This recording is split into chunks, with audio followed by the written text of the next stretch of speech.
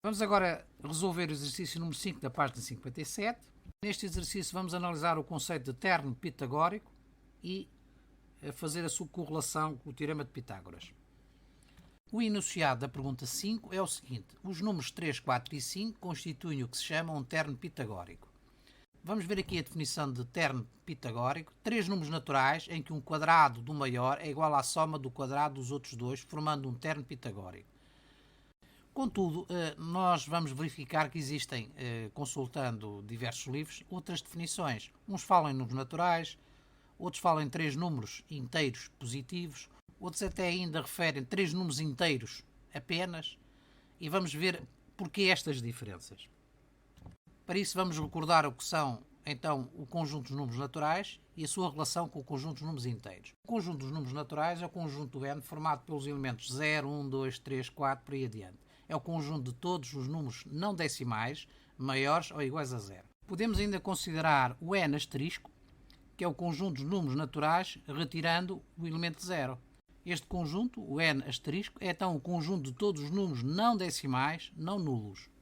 O conjunto dos números inteiros é o conjunto que resulta do quê? Da reunião do conjunto dos números inteiros negativos, o elemento zero, e o conjunto dos números inteiros positivos.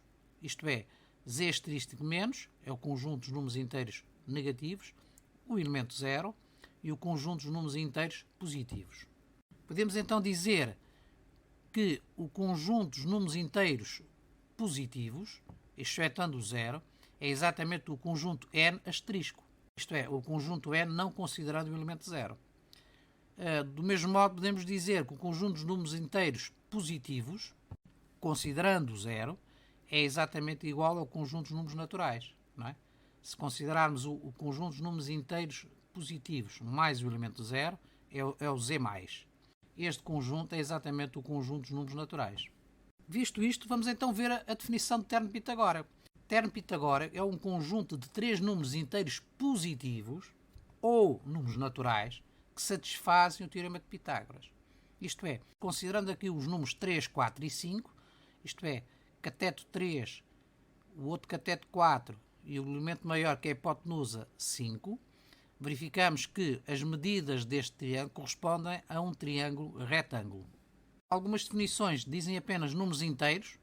É incorreto. E é incorreto porquê? Porque apesar de menos 3, menos 4 e menos 5 são números inteiros negativos, satisfazerem, como vamos já ver aqui, a equação do teorema de Pitágoras, porque menos 5 ao quadrado é exatamente igual a 5 ao quadrado, menos 3 ao quadrado é exatamente igual a 3 ao quadrado, e menos 4 ao quadrado é exatamente igual a 4 ao quadrado, a diferença é que menos 3, menos 4, menos 5 não podem ser medidas de lados de um triângulo. Porquê?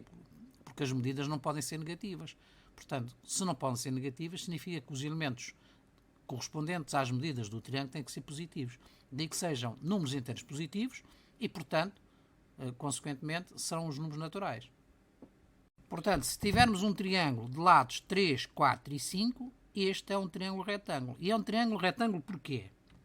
Conseguimos confirmar que 5 ao quadrado é igual a 3 ao quadrado mais 4 ao quadrado. Ora, 5 ao quadrado é 25, 3 ao quadrado é 9 e 4 ao quadrado é 16. Ora, 9 mais 16 é 25, ou seja, 25 é igual a 25, estamos perante uma igualdade. O que significa que o triângulo de lados 3, 4 e 5 é um triângulo retângulo. Analisemos aqui a questão deste pormenor, que vai nos interessar para a análise do conceito de termo pitagórico. O máximo divisor comum entre os números 3, 4 e 5 é 1. Vamos agora à linha A. Averigua então se 6, 8 e 10 também formam um termo pitagórico. Isto é, se tivermos um triângulo de lados 6, 8 e 10, será que isto é um triângulo retângulo? Vamos confirmar. O lado maior será a hipotenusa, os outros dois lados os catetos. Portanto, 10 ao quadrado, a ser um triângulo retângulo, deverá ser igual a 6 ao quadrado mais 8 ao quadrado. Ora, 6 ao quadrado é 36. 8 ao quadrado é 64, 36 mais 64 é igual a 100, que é exatamente igual a 10 ao quadrado, que é também 100. Significa então que o conjunto dos números 6, 8 e 10 formam um termo pitagórico. Portanto, este é um método normalmente utilizado para testarmos se um conjunto de três números corresponde a um termo pitagórico. Agora vamos analisar uma segunda metodologia. Nós temos o nosso triângulo de lados 6, 8 e 10 Vamos calcular o máximo divisor comum entre os números 6, 8 e 10. Verificamos, depois de calcular esse máximo divisor comum, que o máximo divisor comum destes três números é igual a 2. Ou seja, vamos agora dividir os comprimentos dos lados do nosso triângulo pelo máximo divisor comum. 6 a dividir por 2 é 3. 8 a dividir por 2 é 4. 10 a dividir por 2 é 5. Então, significa o quê? Que se nós, a partir do triângulo 6, 8, 10, conseguimos chegar a um triângulo 3, 4, 5, se este triângulo é um triângulo retângulo, isto é, o conjunto dos números 3, 4 e 5 correspondem a um termo pitagórico, significa então que o conjunto dos números 6, 8 e 10 também corresponde a um termo pitagórico. Vamos então explicar mais em detalhe este conceito. Partimos do nosso triângulo retângulo 3, 4, 5, nós já verificamos que é um termo pitagórico, e vamos determinar se existe algum número inteiro k que, multiplicado por este termo pitagórico, 3, 4, 5, vamos obter um termo pitagórico 6, 8, 10. Verificamos que esse k é igual a 2. Corresponde a quê? Corresponde ao máximo divisor comum entre 6, 8 e 10. Então o número 6 pode ser obtido multiplicando o 2 por 3, o 2 por 3. O lado 8 pode ser obtido multiplicando o 4 por 2, que é o máximo divisor comum, e o lado 10 pode ser obtido multiplicando o lado 5 pelo máximo divisor comum, que é também 2. Portanto, significa então que o triângulo 6, 8, 10 é também um triângulo retângulo. Ora, vamos confirmar em termos algébricos. Imaginemos o nosso triângulo geral, de lados A, B e C, em que C é a hipotenusa e A e B são os catetos, e é um triângulo retângulo, isto é, verifica esta equação, a ao quadrado mais b ao quadrado é igual a c ao quadrado, isto é, a soma do quadrado dos catetos é igual ao quadrado da hipotenusa. E a pergunta que nós queremos fazer é, existindo um número k, que multiplicando a, b e c por k, se estes três lados correspondem a um triângulo retângulo, isto é, se verificam o teorema de Pitágoras. Então vamos substituir os lados do novo triângulo, que é KA, KB e KC, e testar o teorema de Pitágoras. Então KA ao quadrado mais KB ao quadrado é igual a KC ao quadrado. Ou seja, o quadrado do produto é o quadrado de cada um dos fatores, fica K ao quadrado vezes A ao quadrado, aqui K ao quadrado vezes B ao quadrado, e aqui K ao quadrado vezes C ao quadrado. Ora, vamos tentar simplificar a nossa equação. Basta dividir ambos os membros por k ao quadrado. Não alteramos a igualdade. Dividindo então este k ao quadrado por k ao quadrado, vamos obter a ao quadrado. Dividindo k ao quadrado, b ao quadrado por k ao quadrado, vamos obter b ao quadrado. E dividindo k ao quadrado, c ao quadrado por k ao quadrado, vamos obter c ao quadrado. Ora, nós caímos exatamente na nossa equação anterior. Portanto, deste modo conseguimos comprovar que se partirmos de um triângulo pitagórico de lados, não interessa, gerais, A, B e C, se existir um número inteiro multiplicado por este, vamos obter outro triângulo. Esse outro triângulo que vamos obter é também um triângulo retângulo. Isto é, o conjunto dos números KA, KB e KC são um termo pitagórico. A linha B pede-nos para escrever outro termo pitagórico. Ora, se nós conhecemos o termo Pitágoras 3, 4, 5, se multiplicarmos os lados desse triângulo retângulo, ou esses números 3, 4 e 5, por um número inteiro k, portanto, um número pertencente ao conjunto dos números naturais, por exemplo, k igual a 3, nós vamos obter os números 9, 12 e 15. E o que é que nós podemos concluir desde já? Que 9, 12 e 15 também é um termo pitagórico. Ora, vamos confirmar. 15 ao quadrado é igual a 9 ao quadrado mais 12 ao quadrado. 15 ao quadrado é 225. 9 ao quadrado mais 12 ao quadrado também vai dar 225. Então, 225 igual a 225 significa o quê? Que 9, 12 e 15 é um termo pitagórico. Isto é, se existir um triângulo de lados 9, 12 e 15, esse triângulo é um triângulo retângulo. Do mesmo modo, se multiplicássemos por 4, por 5, iríamos obter também termos pitagóricos e, portanto, lados correspondentes a triângulos retângulos. Vamos então agora analisar um método exaustivo, construindo uma tabela, onde poderíamos determinar valores de termos pitagóricos. Vamos imaginar que começamos por um triângulo de lado igual a 7 e lado igual a 8. o quadrado de 7 é 49, o quadrado de 8 é 64. Para que fosse um terno pitagórico, o quadrado do terceiro lado deveria ser igual a 113, ou seja, um lado igual a 10,63015, por aí adiante. Agora vamos aumentando este valor B, mantendo fixo o primeiro lado, vamos aumentando uma unidade. 9, verificamos que nesse caso o quadrado é 81 e o quadrado de C seria 130, que corresponde a 11. Quando é que nós vamos obter um número inteiro aqui? Quando o lado é igual a 7, o B é igual a 24 e, portanto, o lado C é igual a 25, sendo o seu quadrado igual a 625.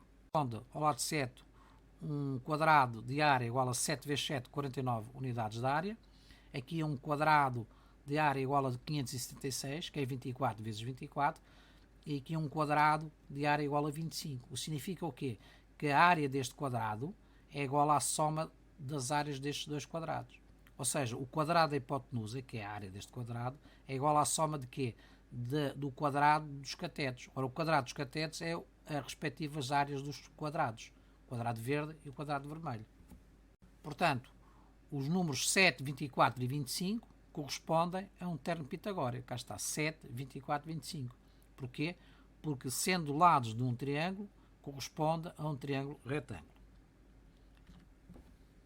Vamos agora passar a mais um exemplo de um cálculo exaustivo em termos de terno pitagórico.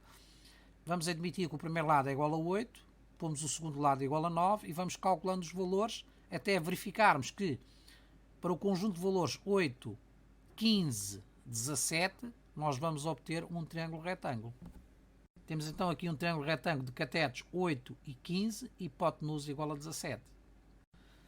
Podemos verificar aqui graficamente, se testássemos aqui o valor para o primeiro cateto igual a 8 e para valores inferiores, não superiores a 8, portanto, neste caso 9, mas inferiores a 8, por exemplo, 7, 6, 5, por aí fora, verificávamos que tínhamos dois valores que correspondem a um primeiro lado igual a 8. Temos o terno Pitagora 8, 6, 10 e temos aqui o terno Pitagora 8, 15, 17. 8, 15, 17 é este. O 8, 6, 10 seria o anterior. Isto é para um valor de B não superior a 8, mas inferior a 8, neste caso a 6. Mais um exemplo aqui. Passamos ao lado igual a 9 e vamos aumentando. O que é que nós verificamos? Verificamos que para o conjunto de valores 9, 12 e 15, 9, 12 e 15, temos aqui um terno pitagórico. 9, 12 e 15. Mas se continuarmos a testar, verificamos que para 9, 40, 41, temos outro terno pitagórico. Portanto, 9, 40, 41, temos outro terno pitagórico. Não significa que preenchamos todos os lados do quadrado, né? Teríamos que testar e lá para a frente, eventualmente, poderia-se determinar mais ternos pitagóricos. O que vai acontecer é que a determinada altura o valor que nós obtemos em termos de lado C não sofre variação, portanto significa que deixa de haver ternos pitagóricos para valores superiores. Temos aqui mais um exemplo. Imaginamos um triângulo com lado 10, 11 e 14, tal. Não é um triângulo retângulo, mas para 10, 24, 26, 10, 24, 26 é um triângulo retângulo. Importa aqui resumir o seguinte. Nós, perante um conjunto de três números, podemos testar, através do teorema de Pitágoras, se corresponde ou não a um terno pitagórico. Agora, se nos pedirem para dar exemplos de ternos pitagóricos, nós podemos recorrer a uma tabela e ir testando valores até chegarmos a ternos pitagóricos, ou podemos partir de um terno pitagórico conhecido e arranjar um número natural que, multiplicado pelos seus lados, vamos obter outro terno que será forçosamente um terno pitagórico. Antes de terminar, vou-vos deixar aqui, sem qualquer comentário, ternos pitagóricos para um lado específico, desde um lado igual a 1 a 50 unidades de comprimento. Portanto, o que nós vamos ver já em seguida, até ao final do vídeo, para quem estiver interessado, é exatamente a apresentação dos ternos pitagóricos para os lados de triângulos desde 1 a 50.